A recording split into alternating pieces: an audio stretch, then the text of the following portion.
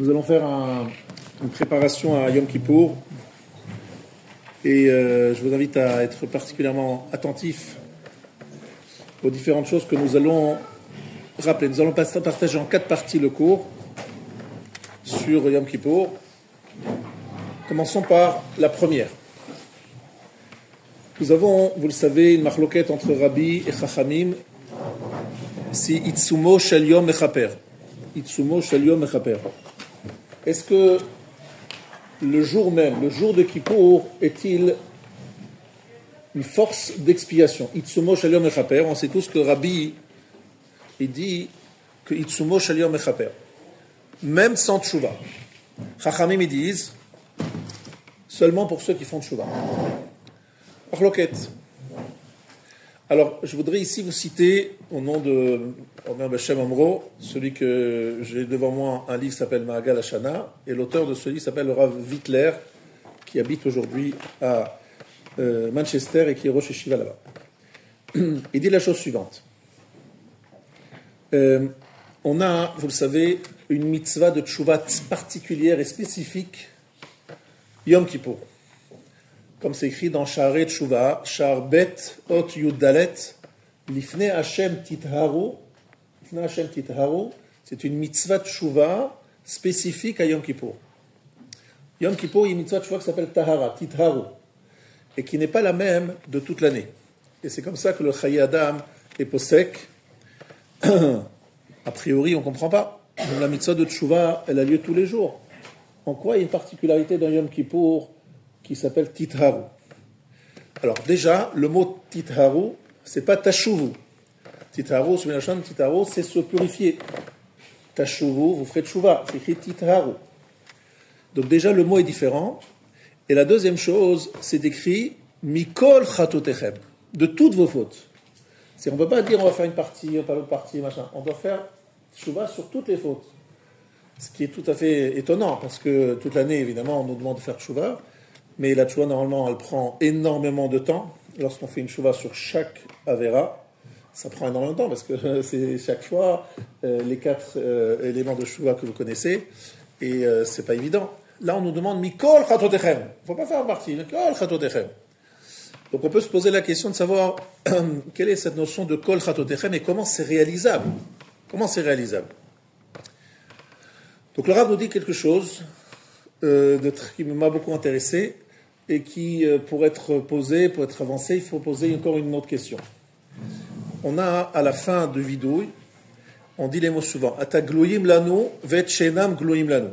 Et agloyim lanu kvar amarnu lefanecha, vet shenam gloyim lanu lefanecha, em gloyim vidouim. Il y a ceux que nous savons et ceux que nous ne savons pas. Ceux que nous ne savons pas, toi tu les connais. Et alors, qu'est-ce qu'on fait? On ne les connaît pas. Hachem y connaît. Mais on fait quoi maintenant? Eh bien, en 2 mots, tu t'en débrouilles, quoi. Tu fais ce qu'il faut faire. Mais attendez, si j'ai une avéra, je ne sais pas de quoi ce que j'ai fait, et un angloïmano, ben j'ai un problème, c'est vrai, mais qu'est-ce que vous voulez faire? Qu'est-ce que tu dis dans ton argument? Ceux qui ne sont pas gloïm, le fanecha angloïm idouim, toi tu les connais. Et alors? Oui, je les connais, très bien, je sais. Et alors? On fait quoi? Ça sert à quoi? On peut avoir une capara là-dessus ou pas? Alors, je voudrais ici vous donner son chidouche.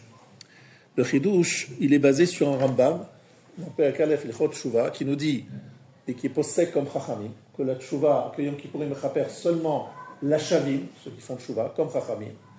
Mais il dit quand même les mots Itsumo shel Yom mechaper. Il dit au moins 2 fois, j'ai vu dans le Rambam, Itsumo shel Yom mechaper. Alors on ne comprend pas. Si tu dis que la tchouva, c'est seulement ceux qui font, que Yom Kippourim mechaper seulement la shavim, comment tu peux dire Itsumo shel Yom mechaper? Et là, il veut dire un chidouche. C'est qu'en fait, la chita des Chachamim, elle est proche de celle de Rabbi, mais pas tout à fait. Ça veut dire que Chachamim n'exige pas une teshuva totale pour Yom Kippour puisse être mechaper. Itsumo shel Yom mechaper, même d'après Chachamim. Seulement, pour être appelé, faire partie de Yom Kippour, faire partie des Bnei Yom Kippourim, il faut avoir un statut. Pour être statut de Yom Kippourim, il faut avoir fait tchouva. C'est-à-dire, si je fais partie des Shavim, si j'ai le statut de Shavim, alors, Itsumo Shel Yom Mechaper, parce que c'est comme ça que je suis devenu un Ben Yom Kippourim. Tout le monde est d'accord qu'Itsumo Shel Yom Mechaper, que le jour il me pardonne. D'après Rabbi, je suis dans Kippour, je respecte Kippour, j'ai déjà fait ce qu'il fallait, j'ai fait ce qu'il fallait, ils sont donc Kishom Shalom Mechaper. D'après Chachamim, pour rentrer et arriver à être Zoché de Yitzumo Shalom Mechaper, il faut être plus que Stam, passer la journée de Kippour en ne mangeant pas et en ne travaillant pas. Il faut en plus être Shav. Shavim, mais Shavim à Orabé. Shavim Orabé. C'est-à-dire, on peut faire Tchouva beaucoup plus light que n'importe quel jour de l'année et être déjà appelé Shavim et déjà avoir des Zoché de Yitzumo Shalom Mechaper. Vous avez compris? Dès qu'on a déjà le statut de Shavim, de ceux qui font Tchouva, même si ce n'est pas les Gdarim du Baal Tchouva classique, Yitzumo Shalom Mechaper. Un exemple, Halakha Lemaaseh, que le Rav veut nous dire. Si par exemple vous avez donc quelqu'un qui fait Tchouva Ad Sheyado Magat, c'est-à-dire il dit voilà, moi je fais Tchouva sur tout ce que je sais. Bon, je sais ceci, je sais cela, je demande Mechila à ceux à qui je demande Mechila, je fais tout ce qu'il faut je fais le maximum. Mais après, Et She'enam Gluim Lanu, ce que je ne sais pas. Je dis à Kadosh Baruch Hu, moi je suis Shav, regarde, je suis dans une dimension de Shav, je suis en train de faire Tchouva. Regarde, j'ai demandé Kapara Mechila à celui-là, je te demande à toi Kapara sur toutes sortes d'Avérotes, donc je fais partie des Shavim, de ceux qui font Tchouva. Donc je te demande que la partie que Enam Gluim Lanu, que je ne connais pas, tu t'en charges. Ah bon? Mais comment je vais m'en charger? Tu n'as pas fait Tchouva dessus. Oui, mais Itzumo Shel Yom Mechaper. Oui, mais Itzumo Shel Yom Mechaper, si on a fait Tchouva. Oui, je suis un Baal Tchouva. J'ai le statut de Shav, parce que sur ce que je sais, je fais Tchouva. Donc c'est Moïl, ça marche aussi pour la partie que je ne connais pas. Grâce à quoi? Itzumo Shel Yom Mechaper. Chidush Atzum. C'est-à-dire qu'il y a plusieurs choses qui peuvent passer ce jour-là, on va le voir par la suite aussi encore d'autres choses, où grâce à ce Itzumo Shel Yom, on obtient des facilités qu'on n'a pas en aucun autre jour de l'année.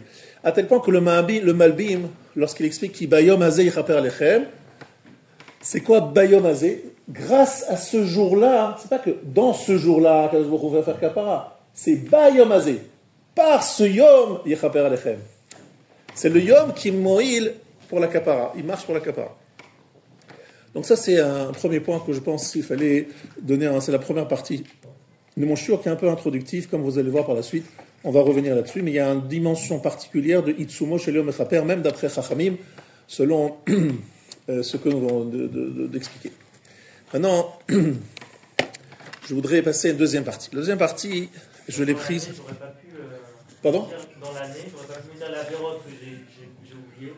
Dans l'année, tu ne peux pas dire Et Shenam Gluim Lanu, celle que je ne sais pas, Hachem, charge-toi de ces genres de choses-là. Non, tu ne sais pas, mais tu n'as pas Kapara. Tu n'es pas responsable parce que tu as plus. Non, si, tu es responsable. Tu aurais dû noter. Tu as oublié. Alors, Shenam Gluim Lanu, ça peut être parce que je les ai oubliés. Ça peut être Shenam Gluim Lanu parce que je ne sais pas que la personne a été vexée, par exemple. Mais a priori, tu n'as pas d'argument en disant bon, Hachem, débrouille-toi. Alors là, il ajoute, justement, il ajoute un deuxième point qui est très intéressant, toujours le Rav Hitler, c'est qu'il raconte un maasé extraordinaire. Le Rav Zalman, qui était le frère du Rav Chaim de Vologine, tout le monde a entendu parler ici de lui, c'était un très, très, très, très grand Talmid Chacham, Rav Zalman de Vologine. C'est aussi un Talmid du Rav du Gaon. Il était en train d'étudier, et dans son étude, il ne s'est pas rendu compte, c'est pas qu'il s'est rendu compte, il y avait quelqu'un qui l'a sollicité, lui a posé une question sur une Mishnah dans Demaï, et qui lui a proposé une réponse. Et lui, il a eu une réponse très méprisante. Genre, arrête, avec deux mots, tu dis n'importe quoi, cette réponse, elle vaut rien. En tout cas, d'une façon très... Donc, il s'est rendu compte après qu'il a été... franchement, il a été vexant, il a mal parlé, il l'a blessé. Donc, il cherche à le retrouver pour lui demander Vechila. Mais il ne le retrouve pas. Il est tombé malade. Alors, il ne pouvait plus étudier. Il était malade de savoir qu'il avait fait une avéra et qu'il ne pouvait pas obtenir la mechila parce qu'il ne retrouvait pas la personne à qui il avait vexé. Alors, le Gaon de Vina lui a envoyé un message, il a fait savoir, lui a dit je te dis que si quelqu'un fait tout ce qu'il peut pour trouver la personne qu'il a blessée, mais il ne le retrouve pas, Akadosh Baruch Hu, s'il voit qu'il est vraiment sincère dans sa démarche, Akadosh Baruch Hu fait en sorte que cet homme pardonne de lui-même. C'est Hachem met dans son cœur à ce monsieur qui dise bon, allez, on est mochel, même sans qu'on ait eu la possibilité de lui parler. Pourquoi? Toi, tu as fait tout ce qu'il fallait, Akadosh Baruch Hu va t'aider sur les choses que tu n'es pas capable de faire. Donc, même si c'est pas Yom Kippour, là, c'est un chidouche, je dis c'est pas Yom Kippour, le Rav lui dit, Mishéose, mash beshesh beyodo, dit le Gaonovina, Mishéose, mash yesh beyado, bebakashat amechila, yizke beasiat mash beyicholto, shakadosh Baruch Hu bichvodo, yiten belev haishahu, lisloach lo gam beli bakashato. Hachem mettra dans le cœur de ce monsieur de lui pardonner, même s'il ne le demande pas, parce que lui a vraiment voulu et voulait faire tout ce qu'il pouvait. Et je voulais vous donner ça c'est personnel, je ne sais pas s'il serait d'accord le Rav avec ça, mais depuis longtemps, je cite le fameux Pachad Yitzhak sur la marloquette entre Chafetz Chaim et Rav Yisrael Salanter. Vous savez pourquoi le Rav Yisrael Salanter il n'a pas mis de Haskama sur le livre Chafetz Chaim? Il n'a pas mis ça Haskama parce que le Chafetz Chaim dit que si quelqu'un a dit du Lachon Hara, eh bien, il doit aller demander Mechila en expliquant exactement ce qu'il a dit. Voilà ce que j'ai dit. Il doit donner dans les détails. Et lui, le Rav Yisrael Salanter, il dit c'est pas possible parce que si tu viens dire à quelqu'un, tu sais, j'ai dit la Lachon Hara, et voilà ce que j'ai dit, ben, ça va plus le vexer encore. Donc, pour obtenir ta Mechila, tu vas vexer un type. Il dit c'est pas possible qu'on dise à quelqu'un pour sa Mechila que tu as le droit de vexer quelqu'un. Voilà ce qu'il dit le Rav Yisrael Salanter. Donc le Chavetz Chaim, clairement, regardez le Chavetz Chaim, il dit clairement pour obtenir la Mechila sur la Lachon Hara, il faut absolument parler à la personne et lui demander Mechila. Donc c'est une marloquette, et a priori, qu'est-ce qui se passe? Ben, si je ne demande pas Mechila à cause de la Lachon Hara, ben, on ne va jamais me le pardonner. Alors après, j'ai pensé peut-être qu'on pourrait être metzaref ça à la notion de Itzumo Shel Yom Mechaper. Je dis à Kadosh Baruch Hu, la seule raison pour laquelle je ne vais pas demander Mechila pour mon Lachon Hara, c'est parce que je ne veux pas vexer cette personne. Donc, j'ai fait le maximum, j'ai fait ce que je devais faire. Faire en sorte que le Lachon Hara soit pardonné. Alvaï, que ce que je dis soit accepté, Bachamaim. C'est juste que vous sachiez que Rav Yitzhak Koutner, il a aussi un autre mehalach plus complexe pour expliquer que possible qu'on ait même la Mechila sur le Lachon Hara pour une autre raison, et ça demandera un long shiur dessus pour expliquer comment il approche. Vous pouvez voir dans Rav Yitzhak Koutner. En tout cas, Rabotai, ça c'est la première partie de mon shiur. Maintenant, je passe à la deuxième partie. Cette fois-ci, je vais... Voilà, exactement. Sans demander Mechila. Si la seule raison pour laquelle tu ne demandes pas Mechila, c'est soit parce que tu n'es pas arrivé à le joindre, ou bien parce que tu ne peux pas lui parler, parce que si tu lui parles, tu vas le vexer. Ouais, c'est intéressant ce mal. Alors, ça c'est la première partie de mon shiur. C'est pas juste qu'il pardonne, c'est qu'il va faire le cœur de la personne. Alors, le Rav Galgon, j'ajoute que non seulement Akadosh Baruch Hu va faire en sorte que cette personne, tu as raison, c'est-à-dire qu'en fait, Akadosh Baruch Hu ne peut pas, entre guillemets, s'interdit de donner une Mechila lui-même si l'homme qui a été vexé n'a pas donné Mechila. Il a dit, c'est la condition, je ne suis mochel que si... Et il fera en sorte que cet homme soit mochel sans avoir besoin de lui parler. Est-ce que c'est vrai dans la Lachon Hara? Je ne suis pas très sûr. Ça, c'est pas écrit ça dans le Gaon. C'était un cas précis où il cherchait à retrouver la personne qui l'a blessé. Donc ça, c'était un premier point que je voulais, qui nécessite un peu de réflexion. Maintenant, je voudrais passer à un deuxième point que j'ai trouvé dans un Mahamar de Rav Moshe Shapira, Zecher Tzadik Livracha, mais qui n'est pas a priori dans les Sfarim qui se vendent aujourd'hui, parce que moi je l'ai vu dans Yeshurun, qui est un kovetz de choses qu'il a dit à Moshe Shapira, et qui a été sorti, Leilou Nishmato. Ils ont fait tout un volume à la mémoire du Rav, et ils ont sorti des Mahamarim qui ne sont pas dans le commerce, a priori. Et peu importe, en tout cas, c'est quelque chose qui mérite franchement d'être écouté, à mon avis. Et nous allons donc avoir deux parties dans le Rav Moshe Shapira. La première partie, c'est la notion même de comprendre la notion de Malchuyot. Il a un iceberg extraordinaire. Moi, je trouve ça extraordinaire. C'est un Or Gadol Meod. Bon, je suis un grand fan, vous savez. Mais j'ai donc un peu souvent, je suis impressionné. Mais là, franchement, si j'arrive à bien le dire, c'est Or Gadol. Allons-y. On a effectivement le Rama Mipano. Alors vous savez toujours que chaque fois je cite le Rama Mipano avec beaucoup de respect parce que le Rav Shapira nous a dit que parmi les Chachmei HaKabbalah, les meilleurs sont les Italiens. Il a dit comme ça plusieurs fois. Et le Rama Mipano, c'est genre pour lui, c'était le top des tops. Le Rama Mipano, il donne une gematria et cette gematria, il va falloir l'expliquer Iyun. Il dit la chose suivante, le mot din. Prenez le mot din, Dalet Yunun. Vous prenez la lettre Dalet. Dalet, il y a la partie dévoilée et la partie cachée. La partie cachée, c'est Lamed Tav, du mot Dalet. Yud, la partie cachée du mot Yud, de la lettre Yud, c'est Vav, Dalet, et Nun, c'est le Nun. Donc si vous prenez toutes les parties cachées du mot Din, vous obtenez 496 en valeur numérique. C'est la même valeur numérique que le mot Malchut. La partie cachée de mot Din, c'est Malchut en valeur numérique. D'accord? Et la valeur, évidemment, vous connaissez tous que Adam, la partie cachée du mot Adam, si vous prenez toutes les lettres Aleph, Dalet, Mem, vous obtenez Mitpalel. Mitpalel, c'est les lettres, c'est même pas la gematria, c'est les lettres. Vous prenez Adam, Aleph, Dalet, Mem. Vous avez Mitpalel. Normalement, c'est les lettres Mitpalel. Ça veut dire qu'en fait, la partie cachée, il nous dit, c'est quoi la partie cachée, la partie dévoilée? Et là, c'est le bio du Rav. Anistarot, l'Hashem Elokeinu, vaniglot lanu olvanenu. Il y a la partie Nistar et la partie Galouille. Alors écoutez bien ce qu'il dit le Rav. Vous avez, normalement, sur Terre, on a un cycle de 7. On est toujours 6 plus 1. Shabbat, c'est le 7e jour. Pendant les Aseret Yemei Teshuvah, on rentre dans un cycle de 10. Où Shabbat Shabbaton, c'est-à-dire Yom Kippourim, s'appelle Shabbat Shabbaton. C'est le 10e jour. Donc on a Shabbat, le 7e jour, et Shabbat Shabbaton, le 10e jour. Pourquoi? Parce qu'évidemment, Yom Kippour, c'est un Shabbat plus fort, parce que, tout simplement, on est chauvette de tout. Pas seulement des mlachot. Bon, ça, c'est une évidence. Maintenant, pourquoi on passe de 7 à 10? Pourquoi on est passé, alors qu'on est toujours habitué à 7, on passe de 7 à 10? Parce que 7, c'est les 7 sphirot, donc c'est le guilouille de la Naga d'Akadosh Baruch Hu. Les sphirot, c'est la Naga d'Akadosh Baruch Hu dans ce monde. Vous savez tous, c'est ça, Chesed, Din, Gvura, Tiferet, etc. Ce sont les 7 sphirot. Mais il y a 3 sphirot qui sont Chorma, Bina, Vedat, d'accord? Qui sont le projet. Donc si on traduit ça dans des mots plus simples, beaucoup plus simples, au niveau des 3, c'est la conception, le projet, la pensée, l'organisation dans votre tête, et le 7, c'est la réalisation. Olam Hamaaseh, c'est 7. Olam Habriya, Asara Mahamarot Nivra Olam. Le monde a été créé avec 10 Mahamarot. Pourquoi 10 Mahamarot? Parce que ça correspond aux 7 sphirot plus 3, c'est-à-dire le projet et la réalisation.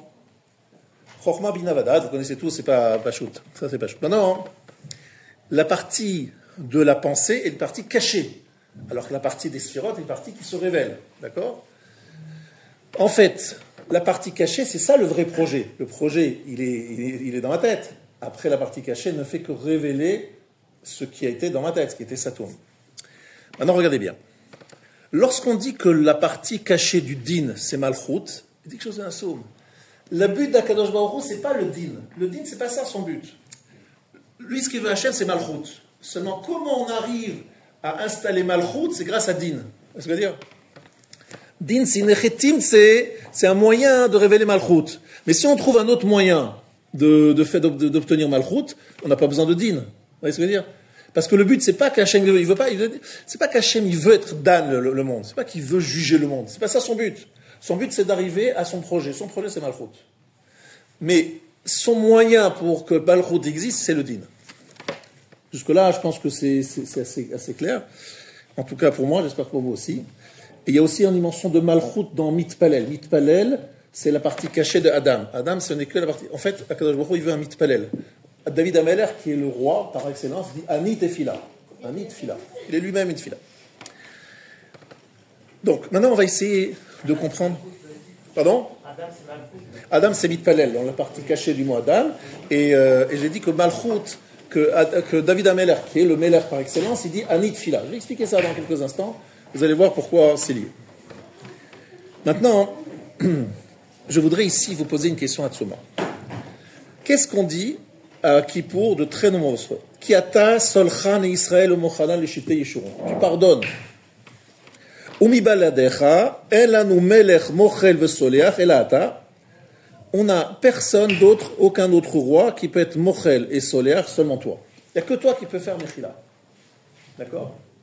Là, ici, on est en train de parler de Malchut dans un contexte de Mechila, n'est-ce pas? Mochel, Melech, Mochel vesoleach, elata. J'explique ce qui est écrit ici. Est-ce que vous savez, cette halakha, vous le savez sans doute, Melech shemachal, al kevodo, en kevodo machul. Vous connaissez ce principe? Le roi, il ne peut pas être Mochel sur son kavod. Pourquoi? Si quelqu'un l'a injurié, si quelqu'un lui a mal parlé, s'il est mochel, il n'y a plus de malchoute. Toute la notion de malchoute, c'est justement d'avoir un respect absolu de tout le monde. Il ne peut pas être mochel. Maintenant, un tamid racham, là-bas c'est écrit Nassi, mais Nassi c'est un rosh Sanhedrin. Si quelqu'un est un tamid racham, il est mochel, est-ce que kvodo machoul ou pas? Oui, pourquoi? Parce que c'est écrit Torato, la Torah devient sa Torah. Donc il peut être mochel, même sur kvod Torato, parce que c'est sa Torah. Mais malchout, pourquoi est-ce qu'un roi ne peut pas être mochel sur sa malchout? Parce que ça ne lui appartient pas. Il n'y a aucune malchout qui appartient. Toute malchout, c'est une sorte de délégation d'Akadosh Baruch Hu. Akadosh Baruch Hu, il est le Melech, et il donne un peu de sa malchout à un homme de chair et de sang. Mais ça ne lui appartient pas. Donc il ne peut pas être mochel sur quelque chose qui ne lui appartient pas. Donc un homme de chair et de sang qui est roi ne peut pas être mochel sur sa malchout. Donc Akadosh Baruch Hu lui-même, il peut être mochel. N'est-ce pas? Oui, mais Akadosh Baruch Hu, il ne veut pas être mochel, parce que lui, son but, c'est d'arriver à malchout. Il veut malchout. Alors si tout le monde fait ce qu'il veut, on ne mange pas kasher, on ne fait pas Shabbat, et Akadosh Baruch Hu dit, bon, je suis mochel, il n'y a plus de malchout, alors c'est quoi? Comment ça fonctionne? Comment ça fonctionne? C'est là que le Rav dit quelque chose qui, je trouve, est très intéressant et à analyser. Pour comprendre ce que dit le Rav, il faut faire une petite introduction. Toute la notion de malchout, de royauté, vous le savez, est basée sur la dimension de ratson, de décision volontaire, c'est-à-dire un choix. Kil Adonai hamelucha ou moshel bagoyim. Akadosh Baruch Hu, c'est lui qui a la melucha, il est moshel bagoyim. Les goyim, ils perçoivent Akadosh Baruch Hu comme un moshel, c'est-à-dire un tyran. Moshel, il domine. Mais un melech, ce n'est pas quelqu'un qui domine comme un tyran, c'est quelqu'un qui est reconnu comme roi. C'est que les gens disent, on est tes sujets, on décide nous-mêmes de vouloir être sujet. S'il n'y a pas de bechira, s'il n'y a pas de choix, il n'y a plus de malchout, il y a moshel. Ça, c'est un problème de définition. Malchout, ça dépend de l'acceptation, et plus l'acceptation est grande, plus l'enthousiasme est grand, plus il est melech. Moins il est reconnu comme melech, plus un moshel, c'est plus un melech. Mais moshel bagoyim, les goyim ils sont moshel, c'est leur moshel. Mais nous, il est notre melech, dimension de malchout. Est-ce que c'est clair? Voilà, ça c'est un point très important de bien entendre. Malchout, c'est une volonté. Maintenant, regardez bien. Akadosh Baruch Hu a créé la malchout, c'est-à-dire, il est obligé, entre guillemets, il a obligé, dans son projet, de donner le libre arbitre aux hommes. Parce que si ce n'est pas un choix, je dis que c'est plus un melech. Donc c'est le fait même de pouvoir fauter, qui en fait un melech. Donc lorsque vient un Yom Kippour, dit le Rav, et qu'est-ce qu'on vient chaque Akadosh Baruch Hu, on dit s'il te plaît pardonne-moi. Akadosh Baruch Hu dit attends, pardonne-toi, mais tu as fait des bêtises là, je suis melech, moi, tu as fait un crime de lèse-majesté là. Alors je dis à Akadosh Baruch Hu, je reconnais effectivement que ta malchout n'était pas possible sans qu'il y ait le faute. Sans la faute et sans la dimension de... S'il n'y avait pas des gens qui fautaient, il n'y aurait pas ta malchout. Ta malchout est là parce qu'on a fait un choix. Si on fait un choix, c'est-à-dire qu'on peut faire un choix de faire oui ou de ne pas faire. Donc le fait de faire un chet est quelque chose quelque part qui révèle que lorsqu'on t'acclame, c'est vraiment parce qu'on t'acclame. Parce que la preuve, c'est qu'on pourrait faire le contraire. Donc le chet, finalement, si vous réfléchissez bien, c'est une dimension pour nous de révélation de la malchout. On transforme le chet en une révélation à malchout en disant Kadosh Baruch Hu, écoute, j'ai fait plein de bêtises, c'est vrai. Mais en fait, on est d'accord, si j'ai fait des bêtises, c'est parce que j'avais le choix. Et là, aujourd'hui, je suis devant toi en te disant, s'il te plaît, pardonne-moi. Je me dis, mais attends, je ne veux pas te pardonner, c'est quoi cette bêtise? Tu fais des bêtises. Oui, mais moi j'ai compris que tout le chet avait pour seul but, la possibilité de faire la faute, avec pour seul but de reconnaître ta malchoute. C'est grâce à ça que je puis faire des fautes, que je peux parler de malchoute. Alors qu'est-ce qui se passe? Je dis à Kadosh Baruch Hu, aujourd'hui, mais je prends conscience que le chet, il n'a aucun sens. C'est pas possible. Je vois qui tu es, je vois que tu es le Me'alech Malcham Lachim. Je me dis, mais comment c'est possible que j'ai pu faire une faute? C'est honteux. C'est quoi cette histoire de faire des fautes?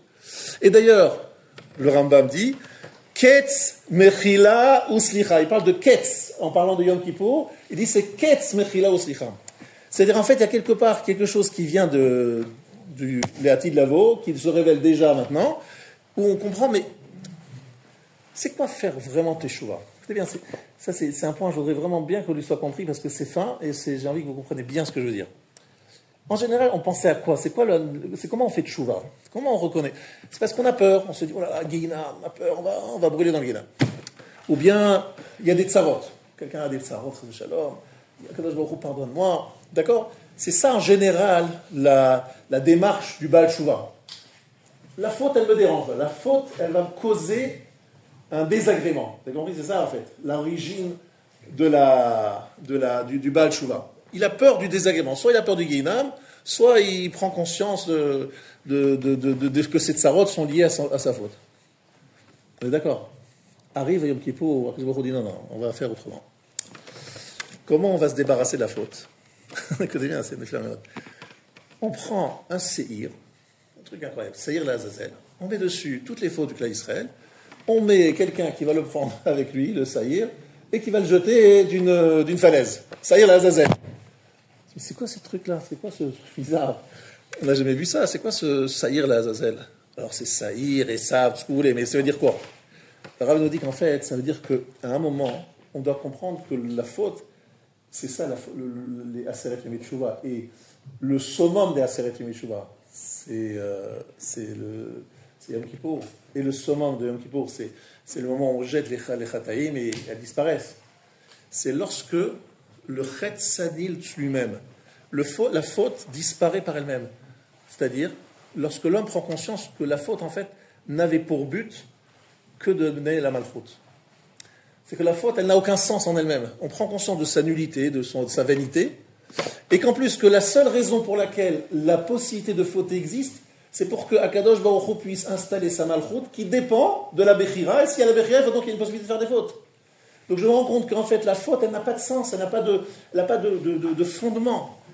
Elle n'existe que parce que Akadosh Baruch Hu a un projet qui s'appelle Malchut, et que pour qu'il y ait Malchut, il y a la Bechira, mais la Bechira, en fait, ça ne veut rien dire. Il n'y a pas de sens de faire des fautes, ça ne veut rien dire. En fait, c'est un peu comme si quelqu'un, voilà, je prends un peu un exemple proche de vous pour que vous compreniez bien de ce que je veux dire. On va prendre conscience que, par exemple, quelqu'un qui fait des avérotes régulièrement, et puis après un moment, quelqu'un lui explique, mais ça va t'apporter quoi cette faute? Qu'est-ce que tu vas gagner? Mais surtout, recomprends, comme c'est destructeur, comme ça. Et à un moment, il se dit, mais c'est vrai, c'est n'importe quoi. J'étais un enfant, c'est nul, c'est rien, ça n'a aucun sens, ça n'a aucune logique. Prenons un exemple, quelqu'un, il trompe sa femme, il voit une femme très belle, il va vers elle. On lui dit, mais monsieur, tu vas vers où? Tu vas faire quoi là? Tu vas perdre ta femme, tes enfants, tu vas perdre tout ton truc. C'est quoi la logique? Je ne sais pas, j'ai craqué, j'ai été attiré par elle, j'ai craqué. Mais très franchement, c'est vrai que ça n'a aucun sens, il n'y a pas de méhalar, c'est juste se faire plaisir un instant, et c'est un instant, c'est calé, c'est bête, je casse toute ma vie, toute mon organisation, et la femme que j'aime pour une bêtise comme ça. Donc cette prise de conscience d'un chet qui n'a pas de sens, de sa nullité, de son vide, et en comprenant que la seule raison pour laquelle cette option existe, c'est parce qu'Hachem, il a voulu qu'on ait la malchoute, qu'on ait la Bechira, donc que la malchoute puisse s'installer. C'était ça la seule raison pour laquelle le chet existe. Il n'y a pas d'autre inyan dans le chet, il n'y a aucun projet, il n'y a pas de projet, il n'y a pas de philosophie, il n'y a pas de omek. C'est juste parce qu'Hachem il veut la malchoute, et donc il a donné cette possibilité de le tromper entre guillemets, et de le choisir donc, sérieusement. Donc finalement je dis, t'as raison Akadosh Baruch Hu, c'est quoi la fête, c'est quoi ces fautes que je fais là? Ça n'a aucun sens. Ce n'est que Melech Mochel le solaire. Je vais découvrir ta malchoute au moment où tu vas pardonner. Parce qu'en pardonnant, tu vas montrer que la seule raison pour laquelle le chet avait existé, c'est uniquement pour que ta malchoute apparaisse. Et moi, aujourd'hui, je la reconnais sans avoir besoin qu'il y ait le din. Parce que vous avez compris, c'est maintenant, je reviens au Rama Mipano. Je dis à Kadosh Baruch Hu, c'est pas la peine de me punir, c'est pas la peine de me sanctionner, parce que tout le but du din, c'est pour que la malchoute s'installe, et moi, je vais découvrir la malchoute lorsque tu vas être mochel le solaire. Et comment je peux obtenir la mechila slicha? Parce que j'ai compris que le chet, il n'avait aucun sens. Et que son seul sens, c'était pour arriver à la malchoute. Donc finalement, j'ai fait un limoud approfondi sur ce que c'est malchoute. Donc finalement, le but est atteint. Donc le din n'a plus de sens. Le din n'est là que pour révéler malchoute. Mais si la Malchut se révèle autrement, c'est pas la peine d'avoir le din. Et comment la Malchut se révèle? Parce que je découvre tout le Mehalach, toute l'organisation d'Hachem. Non, Hachem, finalement, c'est impossible de fauter contre lui. Ça veut rien dire, ça n'a aucun sens, ça n'a pas aucun fondement. D'ailleurs, ça y est, ça se détruit tout seul, ça s'auto-détruit en tombant de la falaise. Ça n'a aucun sens, ça n'a rien. Le seul Mehalach, la seule notion, la seule raison d'être du Chet, c'est justement pour être Megalé Malchut. C'est pour qu'il y ait la Bechira. S'il y a la Bechira, il y a Malchut, parce que Malchut, c'est pas même Shala, etc. Tout ce que j'ai expliqué jusqu'à présent. Alors, c'est les mots qui sont écrits ici. Kol harisha kula ke'ashan tichle. Toute la méchanceté, toute la faute dans le monde disparaîtra comme la fumée. C'est-à-dire que le but de Yom Kippour, c'est de comprendre que tout ce qui paraissait être un olam umlo, quelque chose de fort, de puissant, c'est en fait de la fumée. C'est-à-dire, rien. C'est rien. Et la seule raison d'être du Chet, c'était parce qu'Hachem voulait amener à la Malchut. C'est la seule raison d'être. Parce que j'ai compris, vous avez compris, aujourd'hui, j'ai du mal à vous l'expliquer pour une seule raison. C'est parce qu'aujourd'hui, on ne sait pas ce que c'est vraiment les vrais fauteurs. Il n'y a plus de vrais fauteurs aujourd'hui. Moi, je pensais à ceux qui étaient au Beth Amikdash. Il y a le Beth Amikdash, à la Shrina, et les gars, ils sont là en train de faire Avodah Zara devant un Navi comme Eliyahu Navi. Ils voient le feu descendre du ciel. Ils voient des Gilouïm incroyables. Et ils font les fautes. Je dis, mais c'est des fous, quoi. C'est des dingues. Moi, je suis devant Eliyahu Navi. Il me fait descendre le feu du ciel. Et je suis devant les Nevi à Baal. Mais je craque, je fonds. Non, je ne fais même pas. Donc, je m'imagine que l'aura, la dimension du Chet à l'époque, avait une force beaucoup plus importante qu'aujourd'hui. Aujourd'hui, on est tous d'accord, ce qu'on fait comme faute, c'est bête, c'est nul, c'est ridicule, c'est médiocre, c'est juste bon, la paresse, la faiblesse, de la médiocrité. Des vrais réchaïm comme il faut, avec tous les arguments, etc. On ne les connaît plus, c'est inexistant, on est tous, on se rend bien compte que Chet, c'est rien du tout. Mais à l'époque, où les gens faisaient fauter devant Eliyahu Hanavi, devant Moshe Rabbeinu, devant faire le veau d'or, devant, je sais pas. On se dit, c'est pas les fautes qu'on connaît nous. Donc j'imagine qu'il y avait dans le Chet une Hava Amina. On pourrait penser que le Chet, il avait quelque chose de plus fondé, quelque chose de plus fort. Il y avait des miracles qui étaient faits par les gens, par des faux prophètes, par des trucs incroyables. Je sais pas, il y a des choses incroyables qui se passaient. Donc la faute avait toute sa puissance. Mais aujourd'hui, ça n'a plus de sens, c'est rien, c'est ével. Mais même à l'époque où le Chet était grand, le jour de Yom Kippour, c'est Ketz Mechila Uslicha, c'est le jour où se révèle l'inconsistance de la faute, si ce n'est de faire la Malchut. Donc soit un Meler grâce à Mochel le Soléar. Et pourquoi je suis Mochel le Soléar? Parce que j'ai compris Kol Harisha Kula Ke'ashan Tichle, je comprends que c'est de la fumée. Et que je comprends, en comprenant que c'est la fumée, j'ai compris que tout simplement, j'avais aucun sens, la faute n'avait aucun sens. Donc je fais tchouva, parce que je comprends ce que je ne vois à aucun autre moment de l'année. Je dévoile des choses. Et là, regardez comme c'est extraordinaire. Il dit, Rabbi Akiva Omer, la dernière Mishnah de Yoma. Dernière Mishnah de Yoma. Qui parle dans la dernière Mishnah de Yoma? Amar Rabbi Akiva. Ashrechem Israël. Ifnemi atem et harim, mi metar etrem, avinu sheba shamayim. On est d'accord, c'est bien Rabbi Akiva qui parle en dernier. Il dit, c'est le même Rabbi Akiva de fin de Makot. Qu'est-ce qui passe avec Rabbi Akiva Fanakot? Tout le monde sait. Il rentre il voit le Shualim Yotzim du Kodesh HaKodashim. Il dit Akiva Nechamtanu. Tout le monde connaît cette Gemara de Fanakot. Il dit c'est Rabbi Akiva qui parle à la fin du Yoma. Il dit mais oui, ça c'est à l'époque du Beth Amikdash. Il y avait Sayar l'Azazel, il y avait la Avoda. Mais aujourd'hui, qu'est-ce qui nous reste? Rabbi Akiva qui a vu le Khurban, il se dit mais qu'est-ce qu'on va faire aujourd'hui? Il n'y a plus de Beth Amikdash. Là, tout Yoma, c'est magnifique, c'est une des prescriptions de Beth Amikdash, mais aujourd'hui, il n'y a plus. Alors, on dit à Rabbi Akiva, on lui donne le micro, on dit Rabbi Akiva, explique-nous qu'on fait, qu'est-ce qu'on fait aujourd'hui? Il n'y a plus de Beth Amikdash. Alors, il y a des choses de Nifla, le Rav. L'ifnemi atem et harim, ou mi metar etrem avinu sheba shamayim. Et il parle de la notion de mikvé Israël Hashem. Tout le monde ici connaît la notion que mikvé, c'est, il y a mikvé hashaka. Hashaka, c'est comment ça fonctionne. Vous avez deux bassins, un bassin dans lequel il y a de l'eau kasher, le mekshamim, et un bassin, il y a de l'eau sheuvim. Et on fait le lien entre les deux, et c'est grâce à ce chibour que l'eau devient kasher. Avinu sheba shamayim, il nous propose, sans le Beth Amikdash, une autre dimension de tahara, qui est celle de Avinu sheba shamayim. C'est le chibour avec Avinu sheba shamayim. Ça veut dire qu'aujourd'hui, Yom Kippour, il fonctionne par la notion de mikvé et chibour au mikvé. Ça veut dire, je suis dans Yom Kippour et je me suis relié, je me connecte, on dit aujourd'hui dans des termes plus modernes, je me connecte avec Akadosh Baruch Hu. Chibour, mikvé. Mikvé, donc il y a une connexion à chacun. Lorsque je suis mitraber à Avinu Sheba Shamayim, je me purifie. Comment ça fait la purification? Comment ça fait la purification? L'idée le Rav, c'est qu'en fait, avant, avec le Saïr la Azazel, on découvrait la nullité du chet, l'inconsistance de la faute, comme je l'ai longuement expliqué. Et aujourd'hui, par la hashaka, par le chibour qu'on a avec Avinu Sheba Shamayim, on découvre ce que nous sommes vraiment. C'est-à-dire les bnei, parce que pour parler de ton père, c'est que toi tu es son fils. Sauf comment est-ce qu'on peut parler d'être un fils avec un corps aussi sale, avec des attirances aussi ridicules? Oui, mais le jour de Yom Kippour, je ne suis pas comme d'habitude. Le jour de Yom Kippour, je suis un malach. Le jour de Yom Kippour, je suis comme vraiment un ben, un vrai fils d'Akadosh Baruch Hu. C'est un neshama qui parle, Yom Kippour. C'est un neshama. Le corps, le pauvre, il souffre. Il n'existe pas. Je l'ai oublié au placard. Je l'ai mis dans le placard. Donc je peux dire que je suis Avinu Bashamayim, je suis mitraber. Et le chibour à Avinu Sheba Shamayim ou metaher. Ça veut dire en termes très simples, je vais traduire ça dans les mots simples.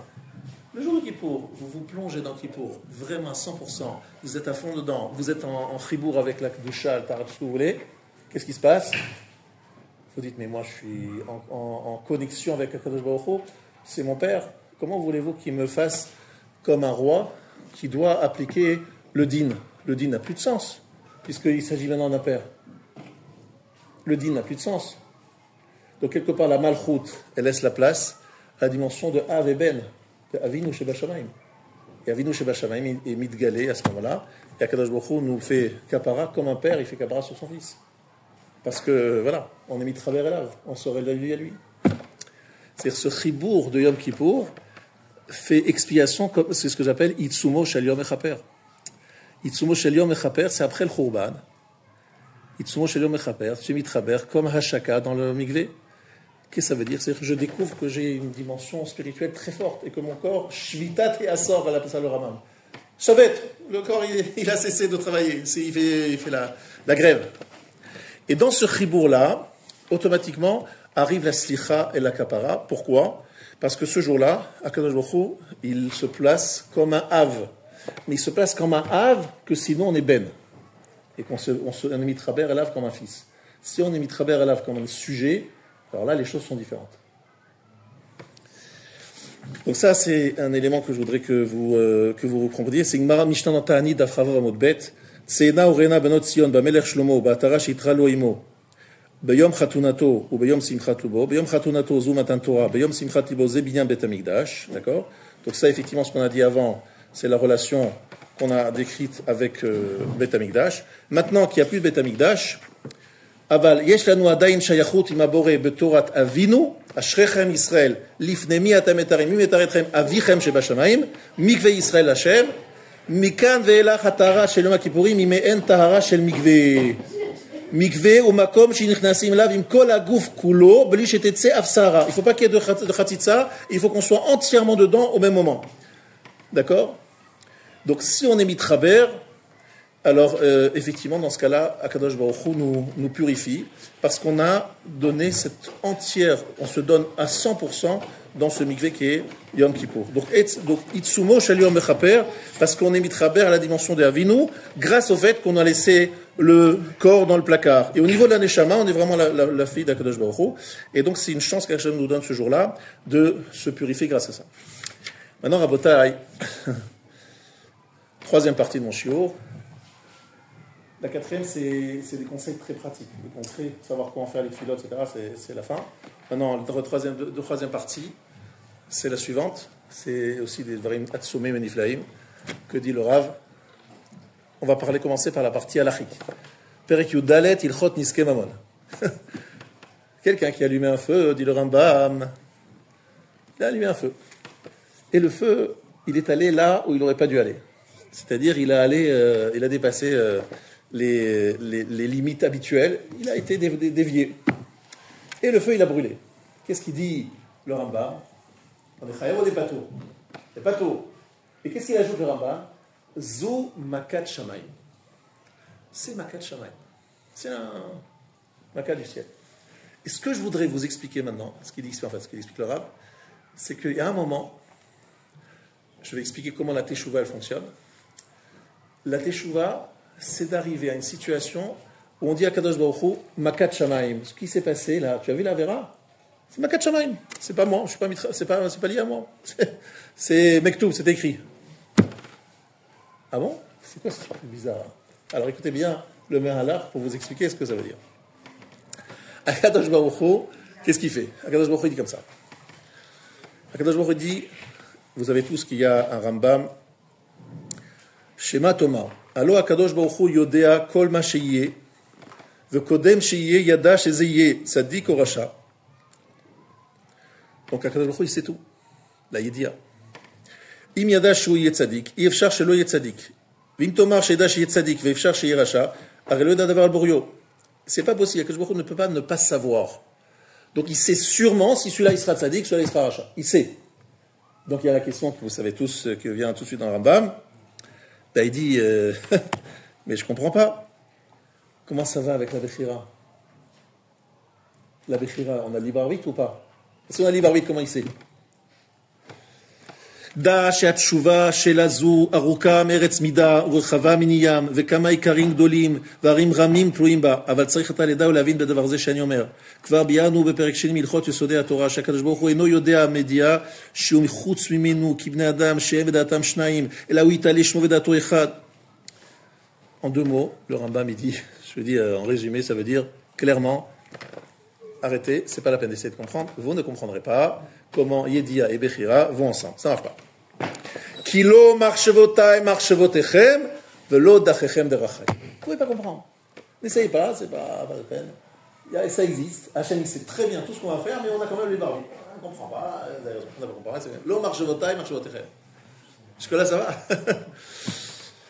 Sauf que les mêmes mots, lo marchevotai marchevotechem, se trouve dans Dir Shu Hashem Bimotso Karov Bioto Karov Yazov Rasha Darko Veishaven Marshvota Veyashuv El Hashem Yirachameu Ve'Elohim Ki Yarbe l'histoire. Vous connaissez cette fameuse Dir Shu Hashem?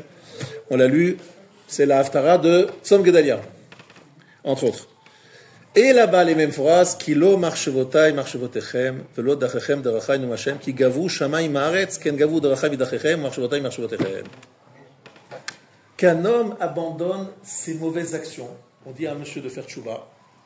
Et qu'est-ce qu'on donne comme argument? Pourquoi est-ce qu'on dit à l'homme, il y a Azov Rosh Darko, Ki lo marchevotai marchevotechem velo dachechem derachai. Quel rapport? Ki gavu shamayim haaretz. Quel rapport? Akadosh Baruch Hu, il a dépensé, il nous dépasse, on ne sait pas exactement. Mais quel rapport avec la tchouva? C'est quoi l'histoire de la tchouva? Vient le Rav Shapira, il nous dit, écoutez bien, c'est d'abord nifla. C'est qu'en fait, Akadosh Baruch Hu a donné à l'homme la Bechira, le libre arbitre. On sait tous, ça fait partie des fondements. Maintenant, Akadosh Baruch Hu dit comme ça. Il dit maintenant, je te demande de faire des choix. T'as fait une avera? Fais tchouva. Comment ça fonctionne la tchouva? Que dit le Rav, le Messilat Tisharim? Akirat Ratzon, qu'Akirat Maaseh. Akirat Ratzon, qu'Akirat Maaseh. T'as plus envie, t'es plus qu'achour au Maaseh. Le Mahalar de Rav Shapira, c'est de dire qu'à partir du moment où il n'y a plus le Ratzon, c'est-à-dire il n'y a plus la notion de Bechira, la Bechira ne me relie pas à cet acte, je dis, c'est comme le feu. J'allume le feu, oui ou non? C'est moi qui allume le feu? Et c'est bien ce feu qui a brûlé? Je dis oui, mais je ne pouvais pas savoir que ce feu, il allait aller là-bas. Et franchement, j'ai fait attention, le feu, je l'ai allumé au bon endroit. J'ai fait respecter les règles. T'es bien gentil, mais le feu, il a brûlé. Hein. Alors c'est vrai, c'était un vent très fort, il y a eu une tempête, je ne sais pas ce qui s'est passé, mais le feu, il a bien brûlé. Qui est responsable? C'est toi qui allumes le feu. Si tu n'avais pas allumé le feu, il n'y aurait pas eu le... Ah, mais non, mais moi, j'ai fait ce qu'il fallait, je ne suis pas responsable, j'ai fait des bons choix, j'ai respecté la halakha, tu veux. Alors, qu'est-ce qu'on dit? Pato, makat shamaim. Je dis à Akadosh Baruch Hu, c'est toi, c'est en deux mots, c'est écrit, yada, tu sais, ça fait partie de la idia, c'était calcul à toi, c'était plan à toi. Mais alors, j'ai pas compris alors, c'est toujours les plans d'Hachem. Donc je tue quelqu'un, je dis voilà, comme dit le Rambam, je tue quelqu'un, je dis mais attendez Hachem, s'il est mort, c'est pas par hasard, c'est qu'il devait mourir. Donc en fait, c'est ta faute.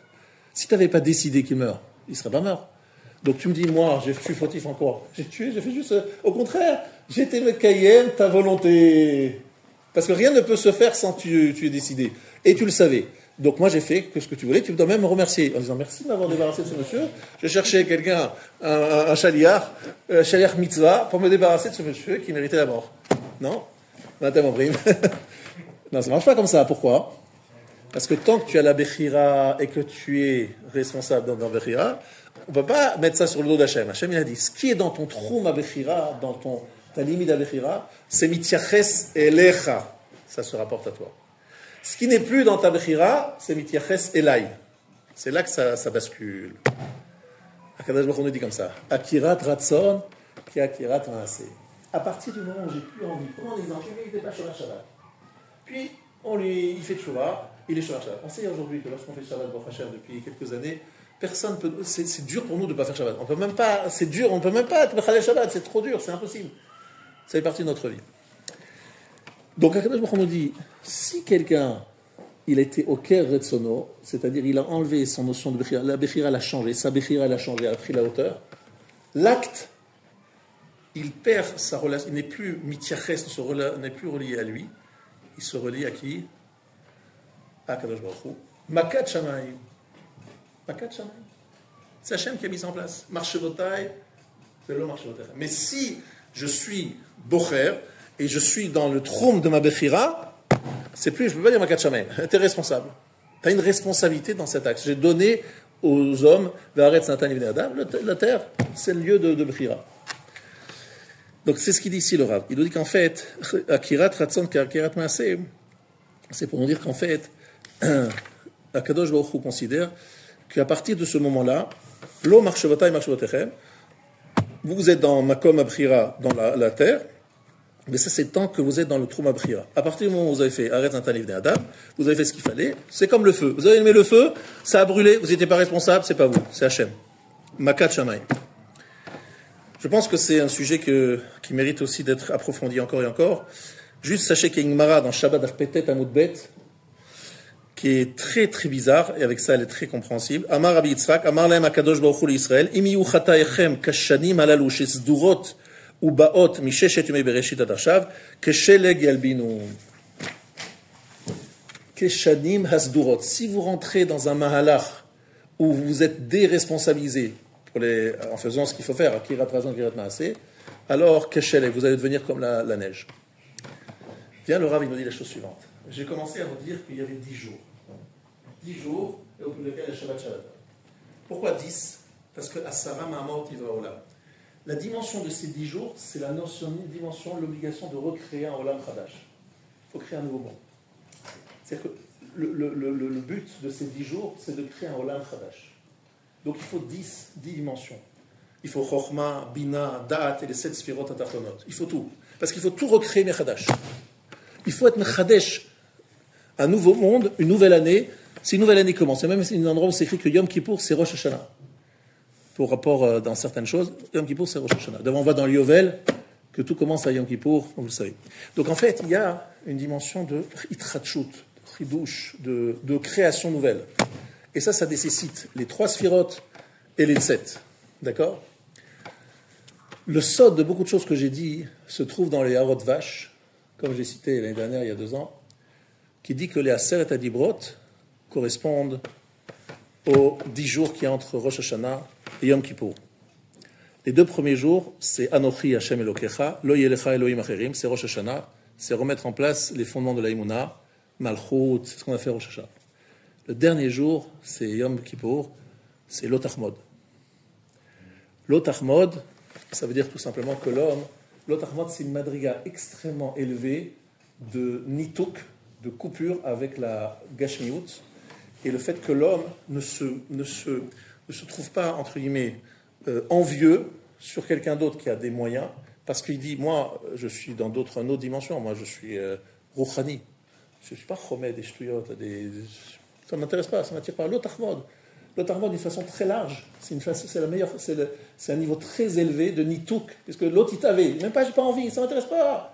Moi je suis sur Yom Kippour, je n'ai pas envie du tout de vous. Je ne mange pas, je ne bois pas, que ça continue encore longtemps Yom Kippour, je suis en train de kiffer mon expérience spirituelle. Magnifique. Et je suis dans la dimension de l'Otachmod, le monde, le mitnatek, le gamré. Je suis dans le mikvé. Je suis dans le chibour avec le mikvé. Je suis dans Avinu, mon père. Et je suis surtout dans une dimension où la Bechira a changé. Dans la dimension de Bechira, moi, j'ai aucune ratson. Un ratson de faire des avérotes maintenant, en Yom de Kippour. J'ai plus de ratson pour l'avérote. Atirat ratson total. Donc c'est Mikol Chatotechem Titharu. C'est important la notion de Tahara, parce qu'elle fait référence à ce mikvé. Et que ce mikvé, justement, c'est une dimension de Chibour et de Tahara qui se fait parce que Itsumo Shaliom Echaper, et parce que je suis mitchaber totalement avec cette journée, et que beaucoup de choses qui normalement nécessiteraient une longue teshuva, beaucoup d'étapes, ce jour-là, ça se fait très vite et très facilement. Voilà ce que je voulais dire sur la partie, on va dire plutôt de la compréhension théorique, et je pense que des Talmidei Chachamim comme vous, ils auraient tout intérêt à relire et réétudier ces quelques pages que vous pourrez photocopier pour pouvoir étudier Beyoun. C'est des Dvarim Yesodot Hatsumim, et je suis conscient que c'est un peu rapide pour expliquer tout ça. C'est des choses très très profondes et Yesodiot. Et accorder beaucoup de choses que je n'ai pas dites. Par contre, je ne veux pas sauter sur la dernière partie de mon shiur. Je dis qu'il y en a 4. La dernière partie de mon shiur, c'était sur des conseils très pratiques et concrets pour la tefila et la façon de se conduire à Yom Kippour. Je pense que depuis des années, je dis ça, et je pense que ça fait Baruch Hashem des bons effets. C'est que je dis toujours à tout le monde de se concentrer sur la partie principale, parce que c'est difficile d'être concentré tout le temps, mais la partie principale. Évidemment, vous voyez les écrits de Ramosh Shapira, il vous dit qu'il a rencontré des gens, écoutez bien, il a rencontré des gens qui faisaient tout Kippour, debout, sans aller se coucher, 26 heures debout, et leur programme c'était, évidemment, la tfila, tout ce qu'il y a dans la tfila, mais à part ça, Masechet Yoma, ce qu'ils pouvaient étudier, ils étaient pile-poule, et ils faisaient des Teilim, voilà. Debout, toute la journée, toute la nuit, et il dit qu'à son époque, lorsqu'ils voyaient ces gens-là, ils n'étaient pas exceptionnels, quoi. Ils ne regardaient pas comme des choses incroyables, quelle force, machin. C'était quelque chose qui était assez... Il dit, voilà, c'était pas exceptionnel, les gens ne trouvaient pas ça incroyable. Bon, d'accord, très bien. Nous, ça nous paraît mais complètement impossible, quoi.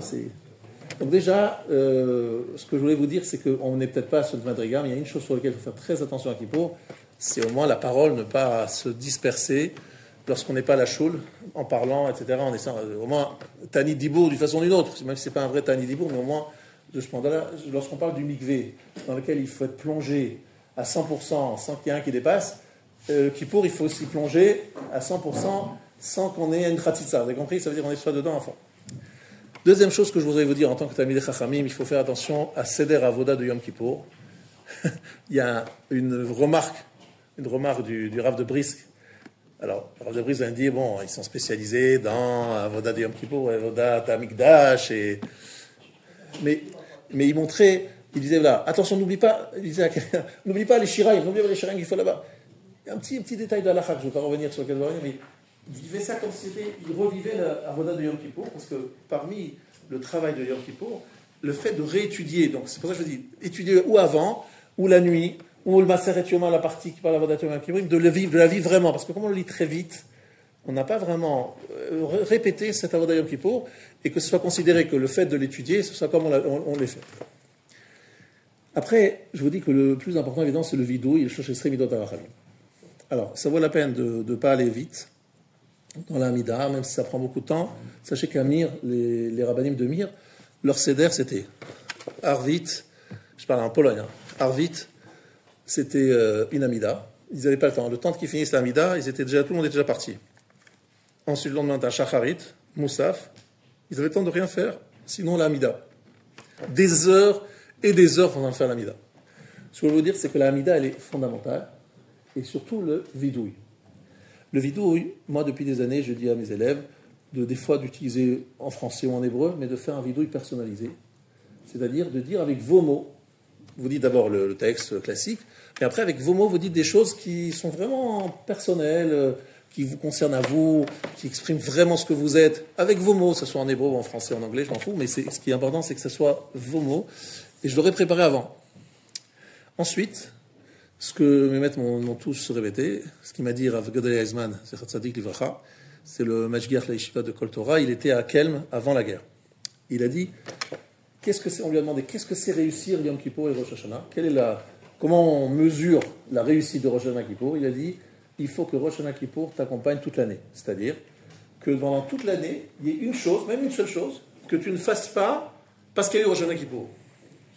C'est-à-dire, il faut qu'il y ait une bechina de Rosh Hashanah Kippour qui soit permanente toute l'année. Et qu'est-ce qu'il conseillait pour cette raison-là? De prendre le minimum de choses, mais quelque chose qui reste toute l'année. Il vaut mieux réduire ce que vous prenez, vraiment réduire, et ne prendre qu'une chose qui fera que le Rosh Hashanah Kippour va rester toute l'année. C'est-à-dire, une chose qu'on va dire, ça je ne fais pas parce qu'il y a eu Rosh Hashanah Kippour. Ou ça je fais parce qu'il y a eu Rosh Hashanah Kippour. Ça c'est le minimum syndical pour réussir à Rosh Hashanah Kippour. Voilà ce qu'il nous avait dit. Il nous avait dit ça en 1983. C'est pas hier. Mais je me rappelle comme si c'était hier, parce que vraiment, ça nous avait marqué. Toutes les yeshivot ont parlé de ça, de Kol Torah. Qu'est-ce qu'a dit Rav Gedaïla? Quel était le minimum? Que la Bechina de Rosh Hashanah Kippour reste toute l'année en la faisant vivre grâce à une Kabbalah même très réduite. Et il nous a même dit, c'est pas lui qui a dit, c'est que les grands Gdolei Moussar, au début de Elul, ils avaient une longue liste de Kabbalot. Et au fur et à mesure que les jours passaient, ils réduisaient les Kabbalot. Arrivé à Neila, c'était le minimum. Et les Yamaratzim, qu'est-ce qu'ils font? Au début de Kippour, de Rosh Chodesh, Elul, ils n'ont rien.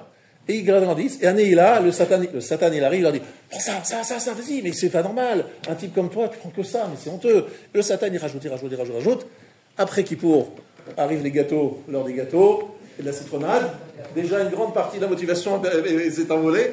Et le lendemain, sur le lendemain, c'est terminé, Bichlal, tout est envolé parce que c'est pas possible, c'est trop lourd, là, je pourrais jamais. Bon, on verra ce Kippour prochain, et hop, tout est parti jeter à la poubelle. Et le Satan, je l'ai vu encore une fois, c'est le Satan qui se déguise en Tamid Chacham, et qui fait genre le Mashgiach, et qui fait genre il faut prendre plus, et finalement il n'y a rien. Donc il faut prendre peu, mais qui tient. Il y a des coulottes, très franchement, cette chita-là, je ne sais pas si c'est l'avis de tous. J'ai vu le Mabit qui est rapporté dans le Sefer Bet Elokim, qui est écrit dans Ralesho Chelek Aleph Amoud Mem Dalet. Vous pouvez le revoir là-bas, sans Yamin Oraim. Lui, il est Mekil, il dit que même si quelqu'un, il a fait une choix sincère, mais qu'après il ne tient pas, il retombe après, ça a quand même un effet. Il ne dit pas que c'est extraordinaire, mais il dit que c'est quand même un effet. C'est quelqu'un qui fait tchouva sincère et après qui craque. Il dit qu'il y a quand même un sens à cela. Et dernière chose, les choses chez Srebidot Arachamim, c'est vrai qu'on les dit très vite ici et ailleurs. Ça vaut la peine de prendre le temps. Et si vous voulez bien les travailler, il y a le Ramak sur Mikel Kamocha qui explique vraiment bien ce que chaque mida veut dire. Et le Rav Hillel l'a sorti il n'y a pas longtemps un sefer pour expliquer aussi ce que dit le Ramak. Et donc c'est très intéressant, j'ai donné un shiur dessus. Et donc effectivement, de bien réfléchir, mais on va dire, grosse maille, ce qui est écrit là-bas, c'est qu'Akadosh Baruch Hu, il est Rachum Vechanoun, mais à un niveau très élevé. Prenons un exemple, une phrase. Mikel Kamocha, qu'est-ce qu'il dit là-bas le Ramak? C'est comme si, voilà, je donne à quelqu'un, il y a quelqu'un, il n'a pas de force, je lui prends la main, et avec la force que je lui donne dans la main, il me donne une gifle. C'est avec ma force à moi que je lui donne, il m'envoie une gifle à moi qui lui tient la main. Akadosh Baruch Hu, qu'est-ce qui se passe? Il donne à chaque instant la force de respirer, d'agir, etc. Et avec cette force qu'il nous donne, qu'est-ce qu'on fait? Le contraire de ce qu'il veut. Donc on lui donne une gifle. Ensuite, Akadosh Baruch Hu lui-même, c'est lui qui est rochetz nos fautes, c'est lui qui est obligé de laver nos fautes parce que personne, aucun malach n'est d'accord. C'est pas normal, ils ont fait des fautes graves ici, mais Akadosh Baruch Hu dit bon, c'est bon. C'est moi qui nettoie, c'est moi qui m'occupe, et je dis toujours ça à Yom Kippour. Je leur dis, vous savez à quoi ça ressemble Yom Kippour? Akadosh Baruch Hu, il met les habits d'un éboueur, il passe avec sa machine, son grand camion, et la seule chose qu'il demande au Bnei Israël, sortez les poubelles. Vous savez, c'est comme les éboueurs. Il ne faut pas rentrer dans les caves, chercher les poubelles. Il dit, sortez les poubelles et nous on les prend en charge. Akadosh Baruch Hu dit, faites vidouille, sortez les poubelles et moi je prends en charge. Donc il est rochetz avonoteno. Mais il faut faire vidouille. C'est-à-dire il faut tout vider, tout sortir, tout machin. Vidouille, vidouiller, je ne sais pas comment on appelle ça, vidanger. Il faut tout vider et essayer de prendre sur soi quelque chose qui soit, comme je l'ai dit, Omed de Kayam. Voilà un petit peu les conseils que je peux vous donner. Je vous souhaite à tous, Ktiva Khatima Tova, très très bonne année à tous.